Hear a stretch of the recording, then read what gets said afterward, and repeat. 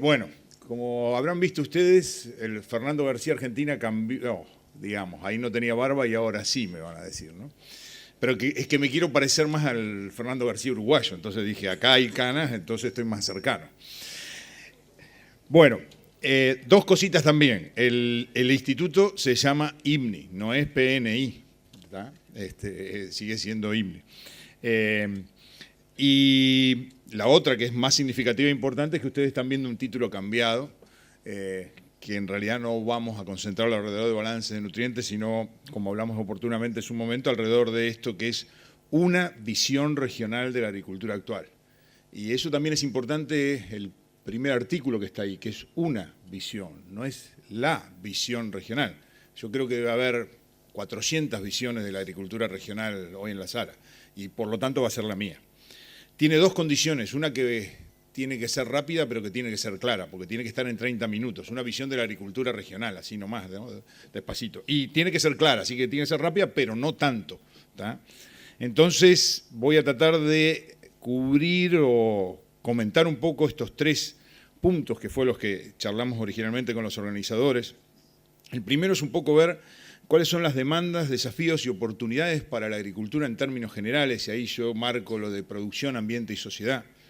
El segundo, que por ahí es el nudo, ¿no es cierto?, los desafíos de la intensificación en el Cono Sur, dónde estamos, hacia dónde deberíamos ir, un poco mis ideas, y no creo que llegue al qué sucede en otras regiones, que era un punto muy interesante, un desafío interesante que habías planteado, Andrés, pero bueno, creo que este tema, este punto, este tercer punto, se abordó bastante a partir de la presentación también de Ernesto.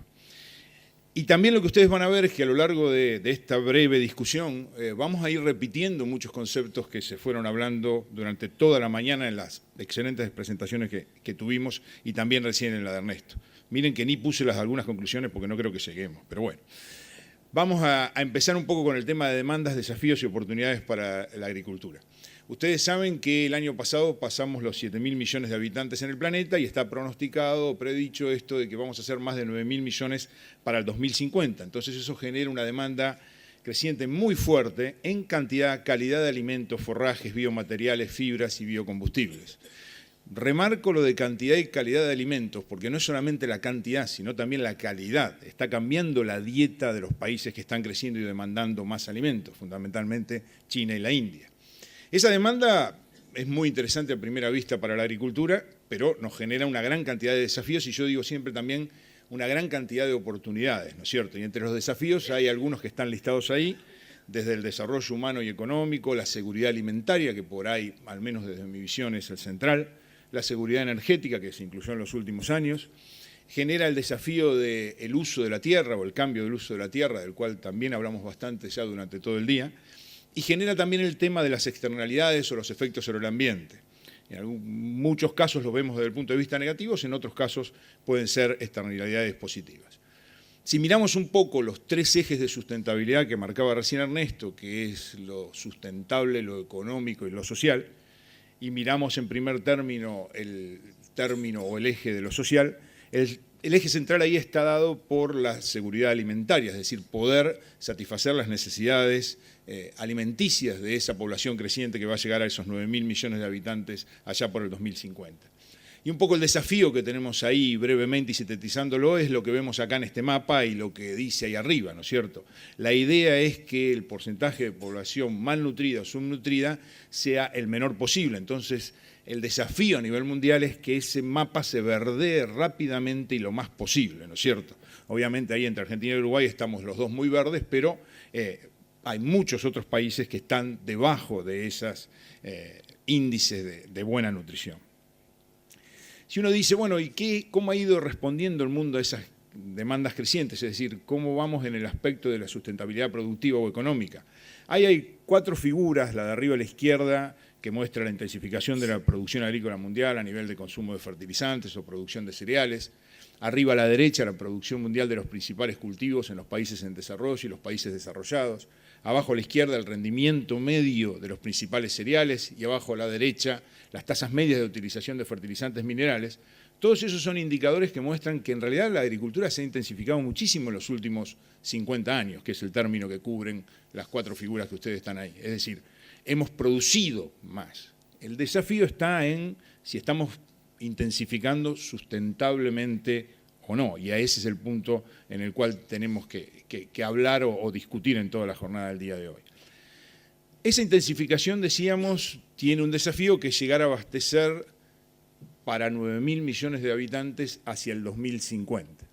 Y las proyecciones hablan de que para llegar a abastecer a esos 9.000 millones de habitantes en el 2050 necesitaríamos crecer entre un 50 o un 70% la producción de alimentos. Incluso hay algunas predicciones que hablan de que tendríamos que duplicar la producción en los próximos 30 o 35 años. Dos opciones hay, claramente. Una es o aumentamos el área cosechada, es decir, expandimos el área, o incrementamos el rendimiento en las áreas que ya estamos cultivando. Entonces, un poco las tres fotos que muestran ahí, nos muestran arriba a la derecha y abajo a la izquierda dos paisajes que todavía no están bajo agricultura, pero que son ecosistemas frágiles, sobre los cuales la intervención a través de la expansión agrícola podría generar externalidades negativas desde el punto de vista ambiental y también, ¿por qué no, social? Y abajo a la derecha es un poco un desafío que se plantea, por ahí no común ver esa foto para nuestras condiciones, pero sí, por ejemplo, en África, que es ver el maíz que está a la izquierda, que es el que produce normalmente por ahí un productor africano, versus el maíz que está a la derecha, que obviamente tiene mucho mejor desarrollo y va a tener mayor producción, y nos va a permitir incrementar el rendimiento en una misma área trabajada. Bueno, con esos dos desafíos de mayor expansión o mayor rendimiento, obviamente lo que uno piensa es, bueno, tendríamos que ir a aumentar los rendimientos por unidad de área que estamos trabajando, por unidad de área bajo agricultura, y entonces miramos, o si quieren repasamos, cómo está evolucionando el rendimiento de los principales cereales a nivel mundial. En esa figura les muestra en los últimos 50 años. Los puntos y la línea azul es maíz, la roja es para arroz y la verde es para trigo. Y los números que están a la derecha de la gráfica muestran las tasas anuales de incremento de rendimiento. 1.3 maíz, 1.2 arroz y 1.3 trigo. La pregunta es, ¿alcanzan esas tasas de incremento de rendimiento para, no expandiendo el área de siembra, cubrir las demandas para el 2050? No alcanzan. Deberían ser al menos de 2,5 a 3% anual. Es decir, que estamos apenas llegando a la mitad de lo que necesitaría la población mundial. Tradúzcanlo de otra forma. Si seguimos ese ritmo, tenemos que incrementar el área de siembra en 50%. Imaginémonos qué ecosistemas estaríamos tocando. Bueno, aumentar las tasas de rendimiento es el gran desafío que requiere que cooperemos entre disciplinas, geografías, regiones. Esto es de toda la sociedad, no es nada más que los que estamos hoy acá en la sala. El tercer punto es la sustentabilidad ambiental y, bueno, alrededor de eso, como bien decían los disertantes previos, giró bastante de lo que hablamos hoy, pero bueno, hay aspectos evidentes como lo del cambio climático. Ahí la agricultura interviene bajo dos aspectos, ¿no? Adaptación al cambio climático, pero también mitigación, cuando uno habla de gases de efecto invernadero, la contaminación, la erosión de los suelos, la desertificación creciente, el uso del agua, que muy bien nos mostraba Ernesto recién, el agotamiento de nutrientes en los suelos, que es lo que miramos más nosotros desde INMI, ¿no es cierto? ¿Cómo estamos, o pasando al segundo punto, ¿no? ¿Cómo vemos o qué vemos en la situación del Cono Sur? Entre el 91 y el 2011, es decir, en los últimos 20 años, los 4 países que voy a considerar del Cono Sur es Argentina, Bolivia, Paraguay y Uruguay. De mi región estoy excluyendo a Chile porque es no sojero, entonces tiene una diferencia bastante importante, pero dejando esos 4, los incrementos de producción de trigo, maíz y soja fueron del orden del 85, 230 y 380%. Es decir, somos partícipes de lo que les mostraba que se había intensificado la producción en los últimos 50 años. ¿Qué espera el mundo o qué es lo que uno ve como demandas a nivel mundial? Bueno, que Latinoamérica, tanto como África y algunas regiones del sudeste de Asia, sean las que contribuyan a suplir más esas demandas que necesitamos cubrir hacia el 2050, a través de expansión del área y aumento de la productividad. Ahora bien, lo venimos diciendo, la expansión del área es limitada y el área que podamos entrar va a incluir ecosistemas más frágiles y desde el punto de vista de la productividad seguramente de menor potencial de rendimiento. El desafío entonces es, y vuelvo un poco a lo que hablábamos recién, a impulsar el crecimiento de la productividad en las áreas actualmente en uso y no exponer esos ecosistemas más frágiles. Si vemos un poquito qué vinimos haciendo y cómo estamos en cuanto a crecimiento de los rendimientos, voy a utilizar 2 ejemplos, Argentina y Uruguay. Este primero Argentina. La figura de arriba a la derecha muestra el área sembrada de los 3 cultivos, trigo, maíz y soja, entre el 91 y el 2011. La de abajo a la izquierda, el incremento, o la evolución, perdón, de los rendimientos para el mismo periodo de los 3 mismos cultivos. Lo que ustedes ven es que en el área sembrada la gran expansión del cultivo de soja, casi una caída o estabilidad en las áreas de trigo y una tendencia creciente un poco más leve en el caso de maíz. Si miran las tasas anuales que están ahí marcadas de incremento, es de 3.3% en maíz y 6.7% en soja. Y abajo las de rendimiento se incrementaron 2,5 en el caso de trigo, 2,2 en el caso de maíz y apenas 0,6 para el caso de soja. Recuerden este 0,6 de soja. Vemos las de Uruguay, las mismas figuras. Arriba a la derecha los incrementos de tasa anual de crecimiento de área alrededor del 6%, un poco más del 6% para trigo, casi muy poquito en maíz y 24% en soja. Y las tasas de incremento de rendimiento, 3,7 en trigo, 3,3 en maíz y casi estable o levemente negativo en soja. Yo les decía, recuerden la de soja cuando les mostraba la de Argentina. Si ustedes miran y pensando que tenemos que incrementar la productividad, obviamente tanto Argentina como Uruguay en productividad de soja estamos mucho más bajos de lo que deberíamos estar. El desafío es aumentar los niveles de rendimiento del cultivo de soja, que es el principal cultivo de no solo Argentina y Uruguay, sino también de Paraguay y Bolivia, es decir, de la región de la que estamos hablando en general.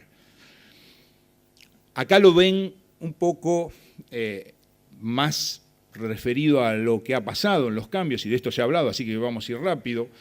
Los cambios entre el quinquenio 97 y 2001 en Argentina y Uruguay, en superficie, de los 17 millones, nosotros pasamos a 24 millones en los 3 cultivos, ustedes de 245.000 pasaron a más de 1.100.000, expandiéndose a ecosistemas más frágiles, reduciendo las áreas y el periodo bajo pasturas, que también se habló, o en el caso del cultivo de soja, reduciendo la superficie de otros cultivos de verano, como el caso de girasol y sorgo.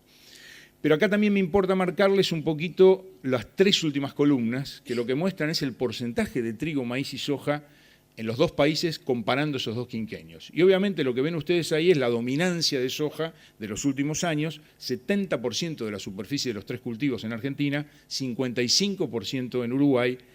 Afortunadamente ustedes se inclinaron bastante para el doble cultivo, entonces el trigo también mantuvo cierta proporción. En Argentina cayeron dramáticamente los 2, ¿no? Tanto trigo como el caso de maíz. La expansión fue a ecosistemas más frágiles. Esta imagen me parece contundente, no digo nada. Esto es el sur de la provincia de Buenos Aires, la patita de Carmen de Patagones. Eso es expandir el cultivo. Esa no fue expansión de soja, es expansión de trigo, ¿tá? Pero el trigo lo desplazamos hacia esas zonas, esto es lo que pasó. Decimos, bueno, domina la soja, y en nuestro caso en particular, digo, nuestro más argentino. ¿Qué es lo que pasa con esa dominación de soja y llegar al monocultivo? Bueno, lo que está tratando de mostrar ese círculo vicioso, diría yo, es que domina la soja la rotación, baja el aporte de carbono en el sistema, disminuyen los niveles de materia orgánica, afectamos propiedades químicas, físicas y biológicas, hacen que maíz y trigo y otros cultivos no sean rentables. ¿Y qué volvemos a hacer? La que aguanta económicamente en la ecuación es la soja. Resultados: el perfil de suelo compactado que ustedes ven en la figura abajo a la derecha, y bueno, eso es lo que resulta, ¿no es cierto?, entre que la duda es, ¿puedo hacer maíz y trigo? ¿Va a rendir poco? ¿No tengo margen económico? Vuelvo a hacer soja, que sí tengo margen económico, ¿no? Los otros efectos que fuimos viendo fueron los efectos de erosión, y ahí tenemos fotos de distintos sitios de Argentina, y una que capté entre Mercedes y Dolores hace un año, recuerdo, era siembra directa y yo veía ese nivel de erosión hídrica, así que dije, mi colega el gaucho tiene razón de que hay que seguir haciendo terrazas, ¿no? Entonces, bueno, siembra directa no soluciona todo. Y pasamos a otro punto, que por ahí es el que estaba originalmente en ese título, de cómo fuimos evolucionando, que es el balance de nutrientes. Yo frecuentemente les muestro esta figura que utilizamos mucho en Argentina, que es la relación de lo que se aplica respecto a lo que se llevan los granos de nitrógeno, fósforo, potasio y azufre. Y ustedes ven ahí que la evolución del 93 al 2011 muestra que fuimos mejorando, es decir, fuimos reponiendo, aplicando algo más todos los años de lo que nos llevábamos, pero todavía el 2012 aplicamos o devolvemos solamente algo más del 50% del fósforo, algo más del 30% de nitrógeno y azufre, y como potasio todavía nos sobra, aunque la lección de acá la tenemos muy en cuenta, ¿no? No reponemos absolutamente nada.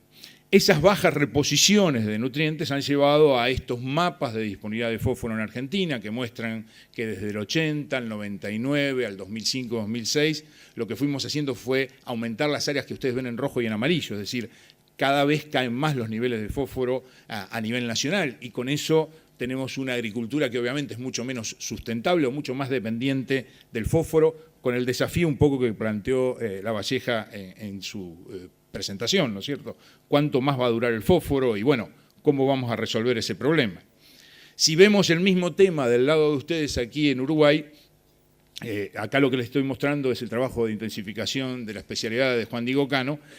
Juan Diego lo que hizo fue evaluar distintos grupos de chacras en el litoral oeste y bueno, lo que ustedes tienen en realidad son ecosistemas o sistemas de producción bastante variables y eso es lo que muestra un poquito el trabajo de Juan Diego, ¿no es cierto? Desde balances positivos en las filas superiores hasta balances fuertemente negativos en las inferiores. Es un llamado de atención, digamos, ¿no es cierto?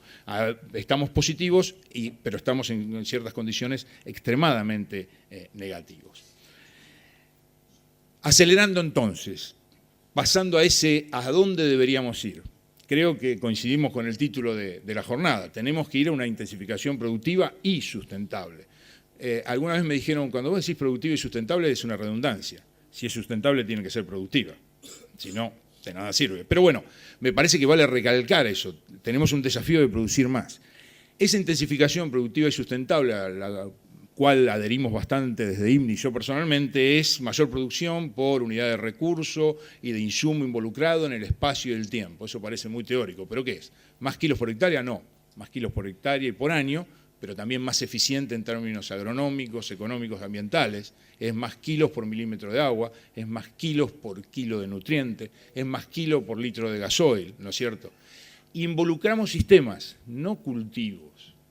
Lo fascinante de la jornada de hoy es que estamos hablando continuamente de sistemas y no nos pegamos a un solo cultivo. ¿Tá? Es una visión mucho más holística y mucho más interdisciplinaria, si me permiten. Y en esa interdisciplina entran las rotaciones, la siembra directa, el balance de nutrientes, la genética, el manejo integrado de plagas, prácticas de cultivos de cobertura y muchísimas otras más que debemos listar ahí.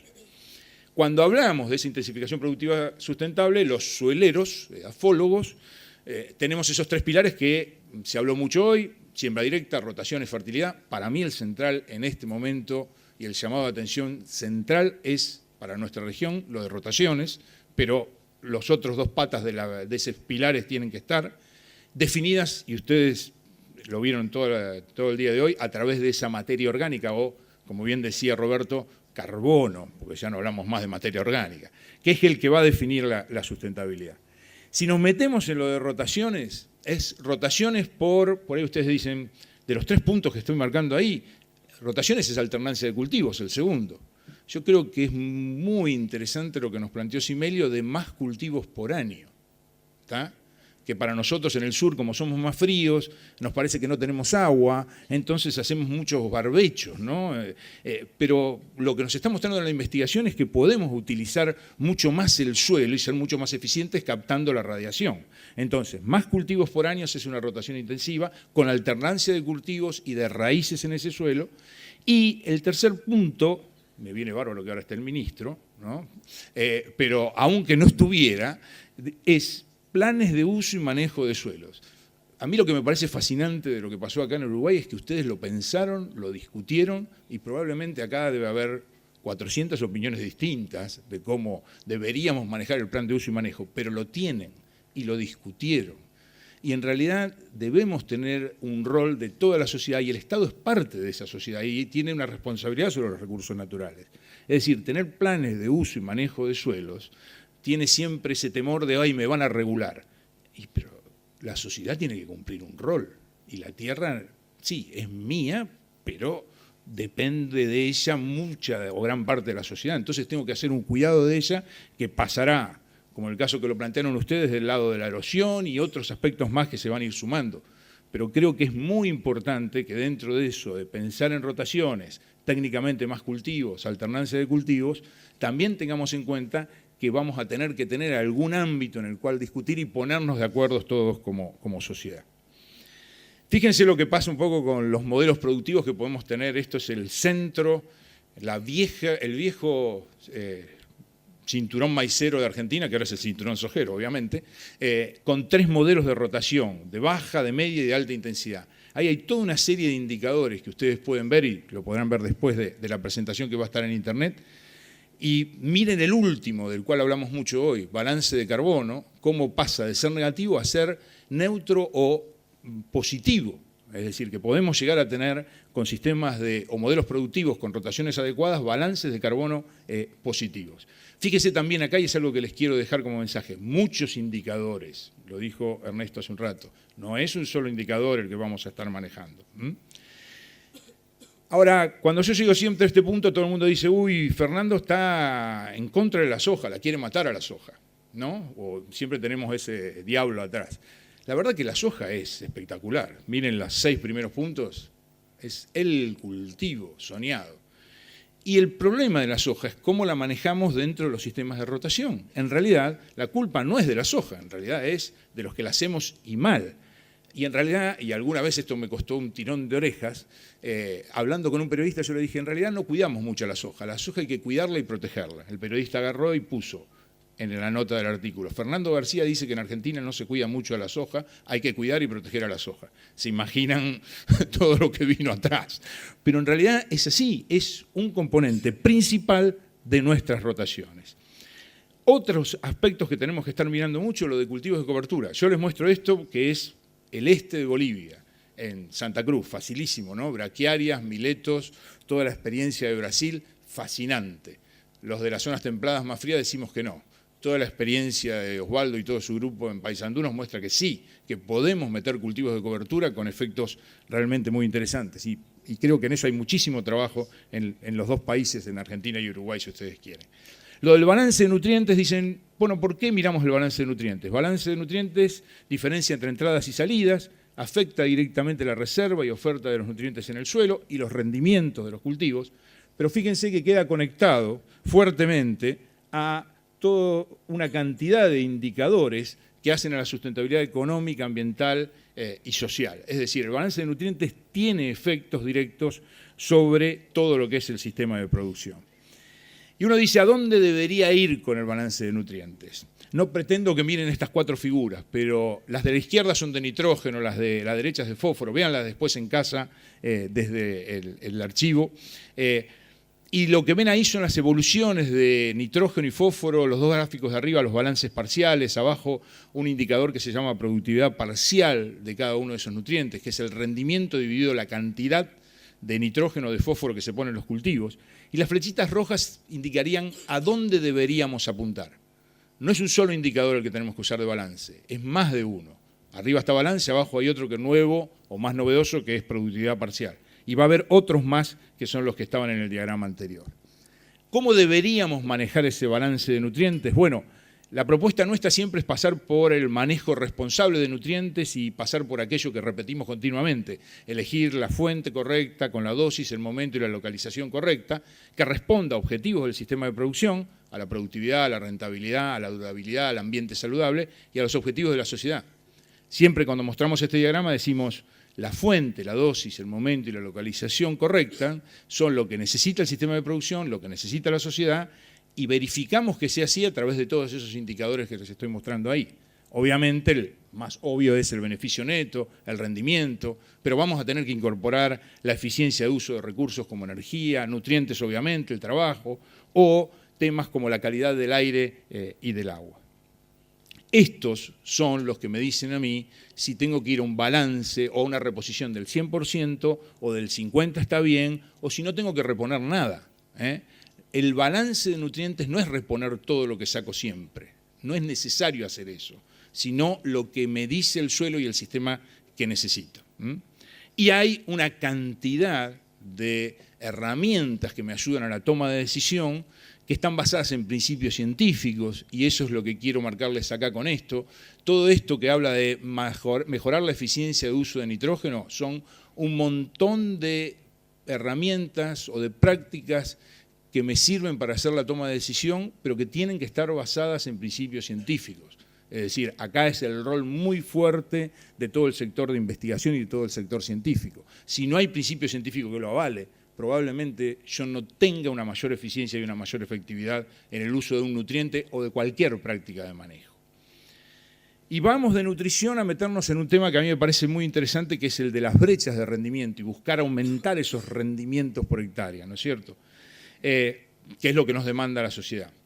Y digo, voy a utilizar como puente esta foto que me muestra que fertilizando bien en el este de Bolivia puede aumentar el rendimiento de soya, fíjense, ya vi Bolivia y ya dije soya, estoy bien, ¿no? El rendimiento de soja en un 40%. ¿Es todo nutrición aumentar los rendimientos o el desafío que tenemos para el 2050? No. El sistema está lleno de distintos componentes, ese sistema de producción que tiene a la nutrición y fertilidad como uno de los puntos, pero está el manejo por ambientes, las rotaciones que venimos hablando, el manejo integrado de plagas, la genética. Es distintos cantidad de engranajes que tenemos que poner en movimiento para hacer un sistema de producción más eficiente y más efectivo.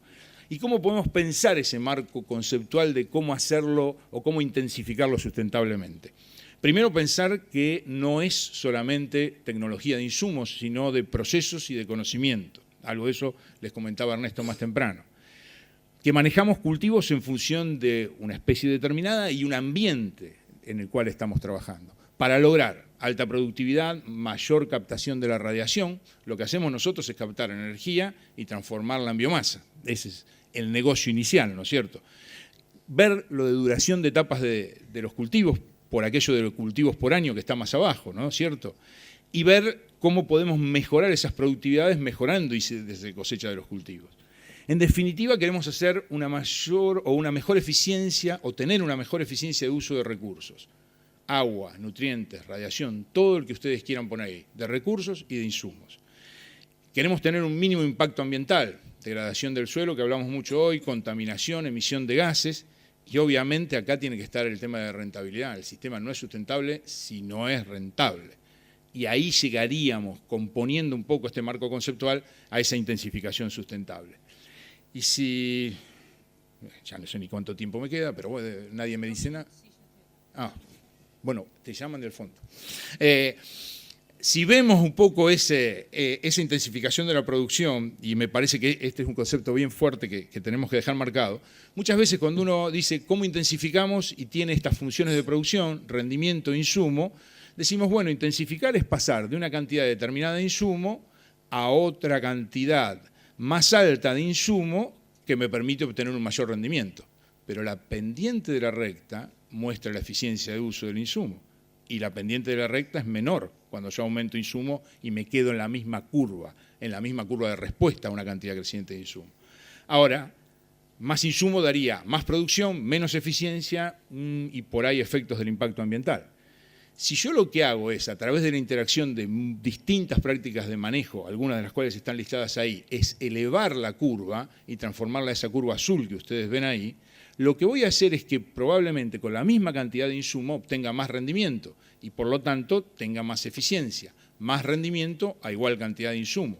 O puedo llegar a mantener el mismo rendimiento pero utilizando una menor cantidad de insumo. O el doble desafío es aumento la cantidad de insumo pero estoy aumentando también más que proporcionalmente el rendimiento. Entonces ahí estoy buscando estoy llegando a esa intensificación basada en manejo, en conocimiento, de mayor productividad, de mayor eficiencia, muy probablemente con un menor impacto ambiental y logro cerrar este círculo de manejo intensificado sustentable. Esto lo paso de largo porque es nada más que un ejemplo de esas brechas, de cómo con sistemas mejorados desde el punto de vista intensificado podemos lograr incrementos del 20% del rendimiento en una serie de ensayos en Balcarce, del 55% del rendimiento de maíz en el caso de Paraná. Del mismo grupo de ensayos, lo que vemos es cuáles son las productividades y eficiencias de dos recursos claves, el agua y el nitrógeno. Las primeras filas les muestran diferencias entre manejos intensificados, lo que es IS, con manejos actuales del productor, lo que es MP, en cuanto a productividad, eficiencia de uso, eficiencia de captura de agua, y las tres últimas filas, distintos indicadores de eficiencia de uso del nitrógeno. Y ahí pueden ver que esos sistemas intensificados no solamente los tenemos que medir en rendimiento, sino también en algunos indicadores de eficiencia como los que estamos mostrando ahí. Estos y muchos otros más son los que deberíamos estar usando. Del mismo grupo de ensayos, en una campaña, y hasta ahora tenemos datos de una campaña, y Simelio tiene las muestras de la segunda campaña, pero podemos mostrarle datos en un trabajo en colaboración de varias instituciones, entre las cuales está la Universidad Federal de Río Grande do Sul, a través de la colaboración de Simelio. Lo que vemos ahí son las emisiones de óxido nitroso durante el ciclo del maíz, del manejo actual del productor y del manejo intensificado. Y yo quiero que ustedes miren en particular cuántos kilos de maíz se obtuvieron por gramo de nitroso emitido, y van a ver que un sistema más intensificado con más uso de nitrógeno no emitió más nitroso por kilo de maíz producido. Y si miramos incluso la última fila, los gramos de nitroso emitidos por kilo de nitrógeno aplicado, lo que ustedes van a ver es que con el manejo actual, en definitiva, emitimos más nitrógeno por unidad de nitrógeno aplicada. Es decir, somos más eficientes y tenemos menos impacto ambiental. Ese es un poco el desafío, y esto es nada más que ilustrativo. Lo mismo puede pasar si uno mira otro aspecto del ambiental, que es, por ejemplo, la contaminación de aguas superficiales. Estos son pérdidas de nitrógeno y fósforo en agua de escurrimiento, con distintos tratamientos de rotación y una referencia de pastizal natural de nitrógeno y de fósforo. Son datos del grupo de Carolina Sasal en Paraná. Y ustedes lo que pueden ver ahí es que con distintos manejos de rotación tenemos distintos resultados de impacto ambiental, específicamente en contaminación de aguas superficiales.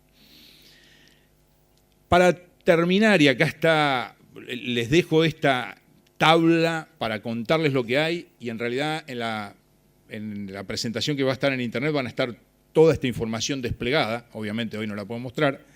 Yo creo que cuando comparamos sistemas de producción o prácticas de manejo tenemos que usar, se los vengo comentando hace un rato, un mayor número de indicadores, no solamente respuesta en rendimiento, es algo muy común que los fertilólogos generalmente hacíamos.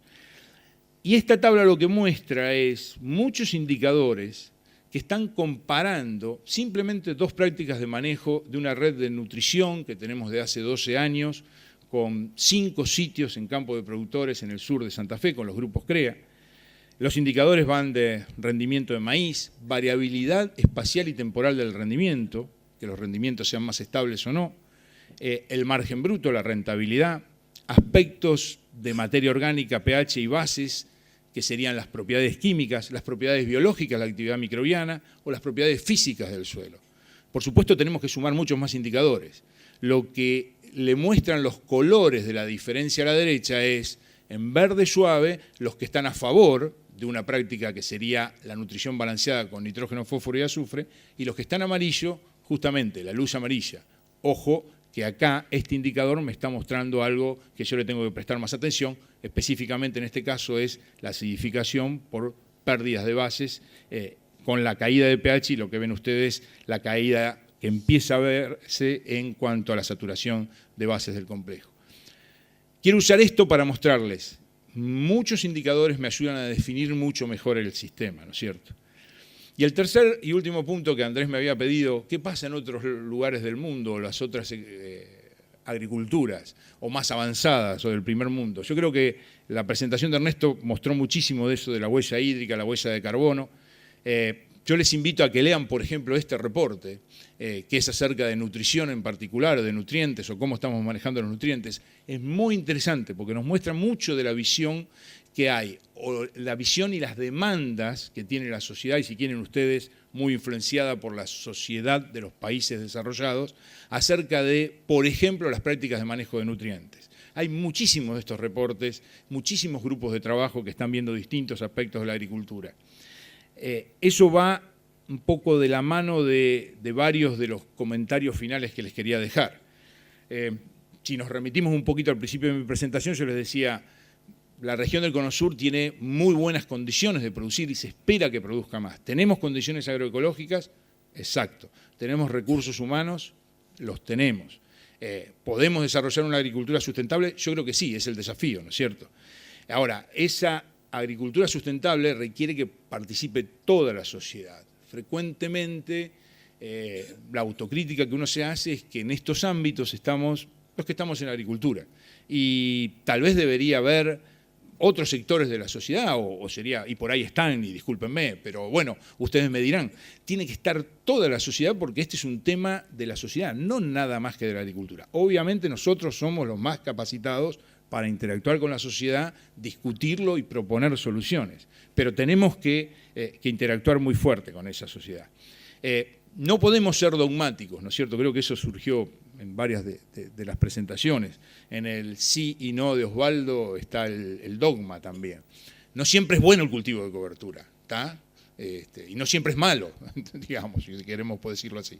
Y lo que tenemos que estar es muy preparados para responder a una dinámica de mercado y una dinámica de demandas increíblemente variable. Hace 3 o 4 años todo pasaba por los biocombustibles.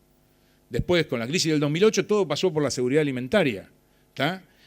Y más, esas son las demandas mundiales, más las que le agreguemos nosotros, localmente me refiero, en las regiones, o a los desafíos que nos pone el cambio climático, por ejemplo, algo mucho más global. Por eso les insisto en esto de hablar con y escuchar a la sociedad, a la comunidad. Yo digo, educar y aprender es un proceso largo, pero tiene muchísimos frutos interesantes. Y cerrando un poco, todas esas demandas y desafíos requieren de conocimientos, de saber cómo son los procesos y los mecanismos, cómo funciona el sistema. Ahí está el valor grande que marcaron las otras presentaciones de los ensayos de largo plazo. Me explican a mí cómo funciona el sistema y entonces con esas herramientas yo respondo a esas demandas cambiantes.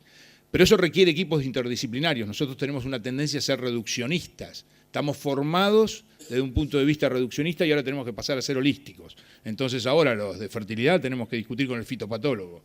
Es imposible de entenderse, ¿está? Bueno, tenemos que aprender a hablar entre nosotros, formar esos interdisciplinarios y también eso va a requerir inversión social y económica, es decir, lo que sufrimos desde hace algunos años, institutos de investigación que iban perdiendo su potencial, países del Cono Sur que quedaron sin Instituto Nacional de Investigación Agrícola, eso no debería pasarnos, porque es la forma en la cual no solamente generamos resultados o principios científicos que sostienen a las prácticas, sino también que formamos a recursos humanos y formamos las nuevas generaciones. Así que inversión social económica lamentablemente va a ser una necesidad. Perdón por el apurón, pero el tema era muy amplio y había muchas cosas que yo siempre quiero decir. En esa página web va a estar la presentación y también va a estar en destacado Ciña perdón. Así que, y ahí también está mi mail por cualquier pregunta específica que ustedes quieran hacerme. Muchísimas gracias. Muchísimas gracias, doctor García. Y justamente hemos hecho un cambio de programa para poder darle estos minutos que me parecieron sumamente valiosos.